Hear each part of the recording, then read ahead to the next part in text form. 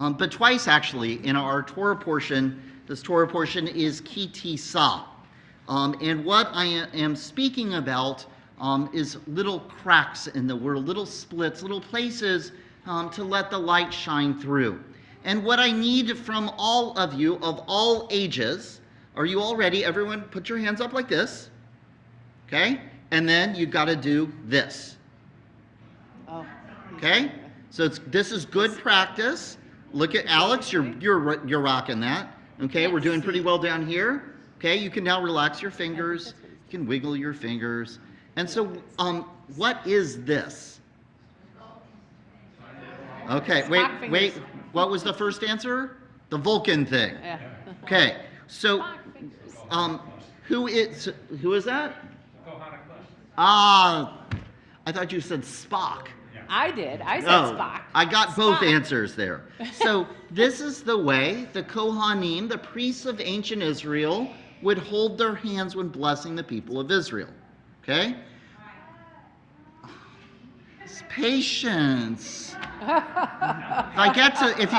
If you get to the punchline too early, then it won't be as much fun. You got to get the build-up. It's like a good knock-knock joke. Okay, so what was, Cantor Kelly, what was your answer of why we do this? Because Spock is Spock did it. So how many, do I have any Star Trek fans out there? We have some Star Trek fans. We know that Leonard Nimoy would put his hand up like this, and he would go, live long and prosper. Okay? What is the symbol in the middle of the Star of David up there? Or what is the word? What is it? Chai. Good job, River's trying to get the camera up there. It's Chai. Live long and prosper. Why did Leonard Nimoy do this? A very Jewish gesture. Why did he do that? Because he grew up in a very Orthodox world, and he remembered going to shul with his grandfather and sitting next to his grandfather and playing with the tzitzit. And then they would come out, and the Kohanim would come out with their heads covered, and they would be very otherworldly and do that priestly benediction. And he remembered that when he was talking to Gene Roddenberry about the Vulcans and what would be the proper greeting, he said there was Judaism with its reverence, with its weight, with its seriousness, with its wisdom and intelligence, and he thought that would be the appropriate kind of energy to bring into the character of Spock. And so the live long and prosper is based on this. Now, why did they hold their hands like this? Charlie.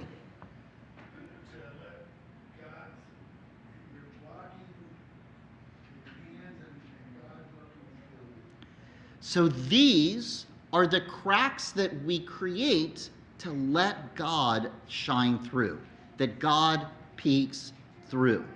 Okay, so I need everyone, let's get our hands up. Okay, this is good practice. We got to get you get some words and get some action. Front row, I'm going to need you all. Can you get your hands up? Can you do that with your fingers? No, give it a try, even if you put your fingers up like this. It doesn't even take a little bit of, there you go, you're getting it. You're getting it. Okay, now why do I say this? This is not the Torah portion of the priestly benediction. That actually happens in Numbers. But what happens twice in Parshat, Ki Tissa, is really quite extraordinary. One thing that happens in Parshat Ki Tissa is Moses goes to God and says, God, you like me, right? And God says, yeah, I like you. Do you like me a lot? And God's like, sure. Then Moses says, then God, you should let me see you. What's the problem with Moses seeing God? What was that? Death. Motumont. A human being is not able to see God and survive. Then God does something really extraordinary. God says to Moses, I am going to show you chesed and rachamim, grace and kindness and compassion.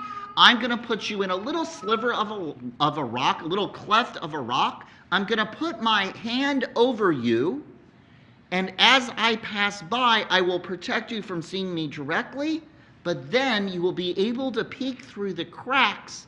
I will see you, and you will see me, as I go by. It's a really beautiful and powerful piece of spirituality, of thinking about those little cracks of moment, those little times, whether it's just a little greeting that somebody gives to you, somebody just holding the door for you, somebody stopped to pick you up, your shirt happens to come untucked, and someone says, "Rabbi, get your shirt tucked back in," right? There are all of these little moments of kindness and caring, of just basic chen, chesed, and rachamim, with grace and kindness and compassion, where we take each other and we feel that little peek through of God's presence. And if you say, well, but wait a second, Rabbi, this can't really apply to us because that's God doing it for Moses. It's very interesting because God does it for Moses, and then Moses learns from God and does it for the people of Israel. Remember, Moses goes up the mountain.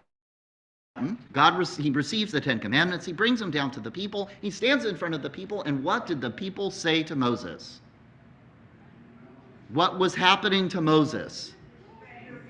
His face. He was shiny. He was so enlightened, quite literally. And we're told that there were rays of light pouring off of him, that he was blinding the people of Israel.